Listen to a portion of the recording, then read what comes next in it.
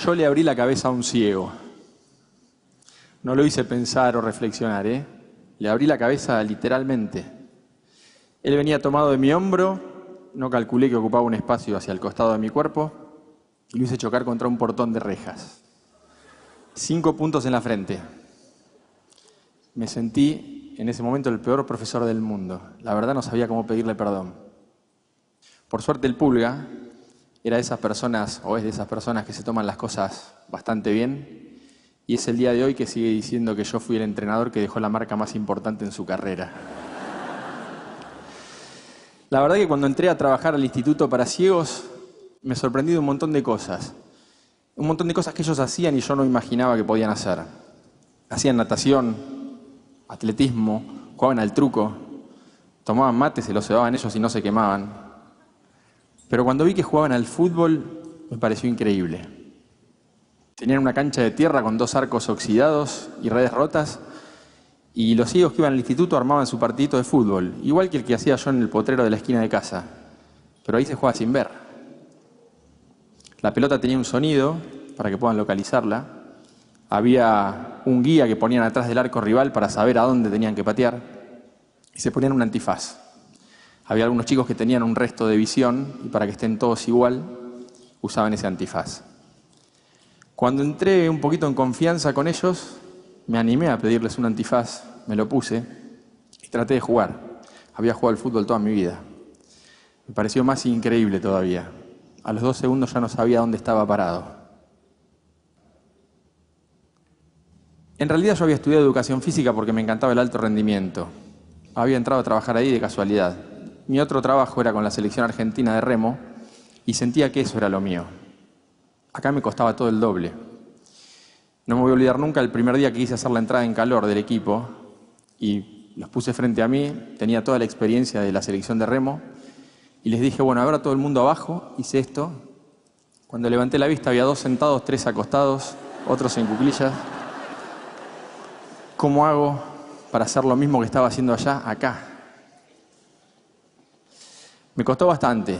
Empecé a buscar herramientas, a aprender de ellos, de los profes que ya trabajaban con ellos. Aprendí que no podía explicar una jugada en un pizarrón como hace un técnico, pero sí podía usar una bandeja de plástico con tapitas para que me interpreten a través del tacto. Aprendí que ellos también podían correr en una pista de atletismo si yo corría con ellos tomado de una soguita. Entonces empezamos a buscar voluntarios que nos ayuden a correr con ellos. Y me fue gustando y le fui encontrando el objetivo y el sentido a la actividad. Me costó, al principio era incómodo, pero me propuse superar esa incomodidad. Y llegó un momento que fue, de todos mis trabajos, el que más me apasionó. Creo que fue ahí cuando me pregunté por qué no podíamos ser nosotros también, con los ciegos, un equipo de alto rendimiento. Claro, faltaba la otra parte. Había que ver qué querían ellos, los verdaderos protagonistas de esta historia. No iban a alcanzar ya las 3 horas en la canchita esa de tierra que hacíamos fútbol. Había que entrenar de otra forma. Empezamos a exigir y la respuesta fue magnífica. Pedían más. Entendí que ellos también se estaban preguntando por qué no podían ser de alto rendimiento. Cuando nos sentimos preparados, fuimos a golpear las puertas del CENAR, el Centro Nacional de Alto Rendimiento que tenemos aquí en este país. Nos costó bastante que nos abran, pero nos costó bastante más que los otros deportistas que ya entrenaban ahí nos consideren pares. En realidad nos prestaban la cancha solamente cuando ningún otro equipo la usaba y éramos los cieguitos. No sabían todos qué hacíamos ahí adentro. El Mundial 2006 fue una bisagra en la historia del equipo. Era la primera vez que se hacía en Buenos Aires y era nuestra oportunidad de mostrarle a los nuestros lo que veníamos haciendo hace un tiempo. Llegamos a la final, veníamos creciendo como equipo y en la final del otro lado estaba Brasil. Había sido el mejor equipo del torneo. Ganaba todos los partidos por goleada. Casi nadie confiaba en que nosotros podríamos ganar ese partido. Casi nadie menos nosotros. En la concentración, en el vestuario, en cada entrenamiento, había olor a campeón. Le juro que ese olor existe. Yo lo sentí varias veces con el equipo, pero recuerdo particularmente el día anterior a jugar esa final. La Asociación del Fútbol Argentino nos había abierto las puertas y estábamos concentrados en AFA, donde concentraba Perón, Higuaín, Messi. Para nosotros era sentirnos una selección de verdad por primera vez. En la charla técnica el día anterior, 7:30 de la tarde, estábamos en el salón y un mozo golpea la puerta, interrumpiendo la charla, para proponernos ir a una iglesia. Nos vino a invitar a ir a una iglesia.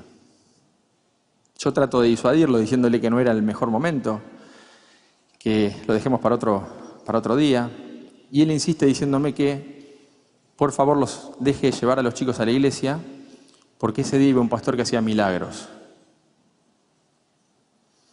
Le pregunté con un poquito de miedo a qué milagro se refería y muy suelto me dijo: profe, déjeme llevar al equipo a la iglesia, que cuando volvemos estoy seguro que la mitad ve.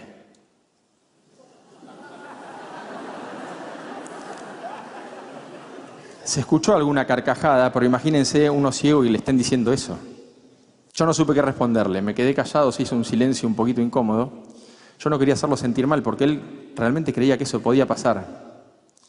Y me sacó de ese apuro uno de los jugadores, que se levantó y muy seguro le dijo: Juan, así se llamaba el mozo, Gonza ya te dijo que no es el mejor momento para ir a la iglesia, pero déjame aclararte otra cosa. Llegamos a ir a esa iglesia y yo cuando volvemos estoy entre la mitad de los que ve, te recago a trompada porque mañana no puedo jugar el partido.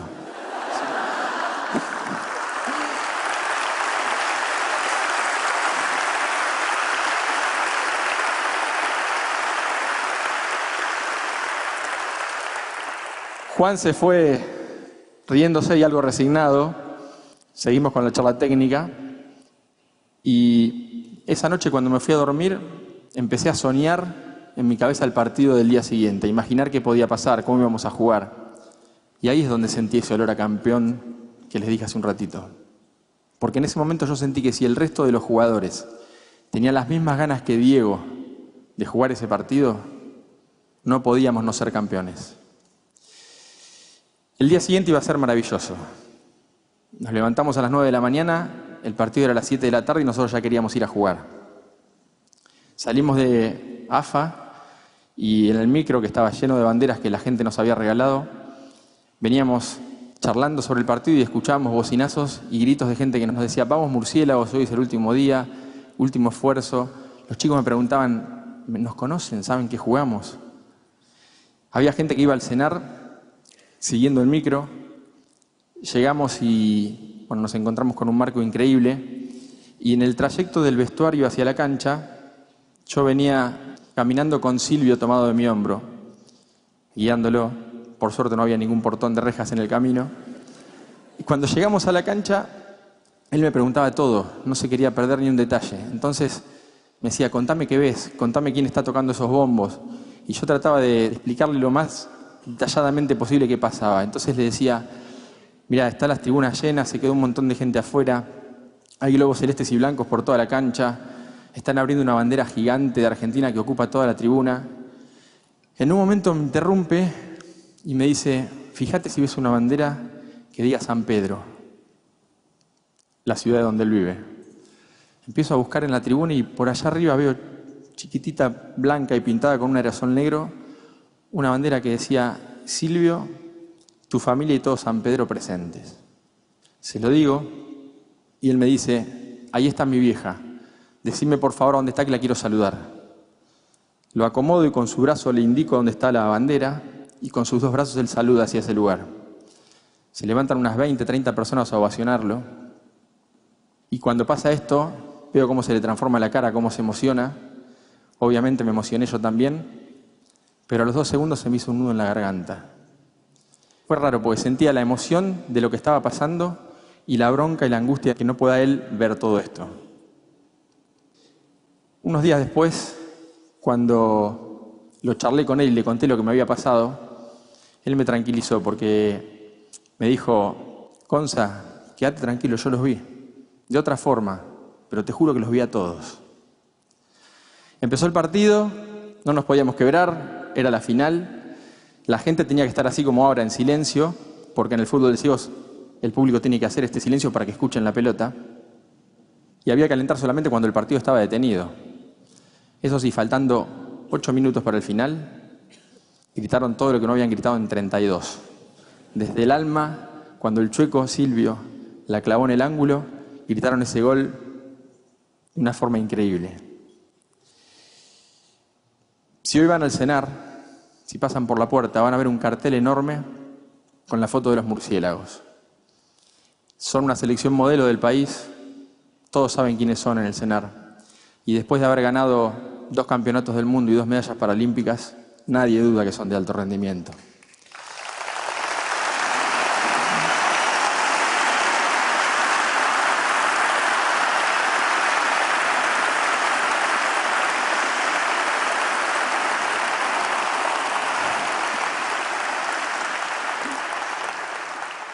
Tuve la suerte de entrenar a este equipo, primero como preparador físico, después como director técnico durante 10 años. La sensación que me llevé, o que tengo, es que recibí muchísimo más de lo que les di. El año pasado me propusieron entrenar otra selección, la de Power Chair Fútbol. Es una selección argentina de chicos que juegan al fútbol en sillas de ruedas. Son sillas de ruedas motorizadas que manejan con un joystick porque no tienen fuerza en los brazos como para impulsar una silla convencional. Disponen como un paragolpes, como una defensa de la silla que además de proteger sus pies, les permite patear la pelota.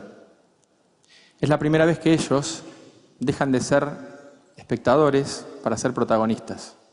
Es la primera vez que sus papás, sus amigos, sus hermanos los pueden ir a ver jugar a ellos.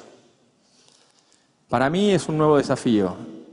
De vuelta a la incomodidad, la inseguridad, los miedos de cuando empecé con los ciegos. Sí lo enfrento con más experiencia. Creo que por eso desde el primer día los trato como deportistas dentro de la cancha y tratando de ponerme en el lugar de ellos afuera, sin ningún prejuicio, porque como se los trata naturalmente es como mejor se sienten. Los 2 equipos juegan al fútbol, era algo impensado para ellos. Tuvieron que adaptar las reglas para poder hacerlo, ¿sí? Y rompieron los 2 equipos con una misma regla, precisamente la que decía que ellos no podían jugar al fútbol. Cuando uno los ve jugar, no ve discapacidad, ve competencia.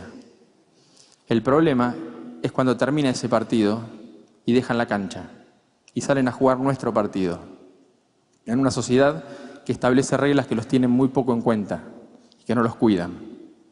Yo aprendí del deporte que la discapacidad depende en gran medida de las reglas de juego. Por eso creo que si cambiamos algunas de las reglas de nuestro partido, les podemos hacer la vida un poco más fácil a ellos.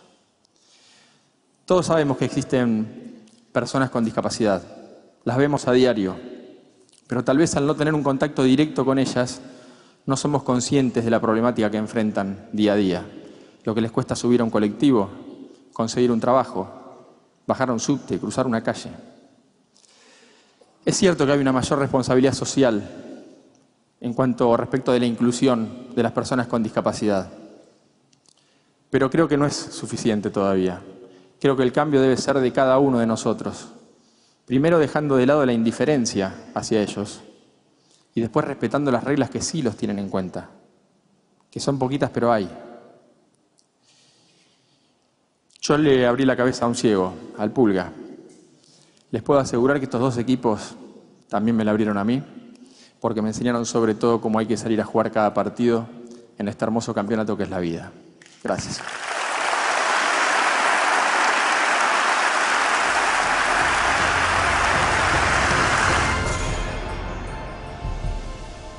참색TV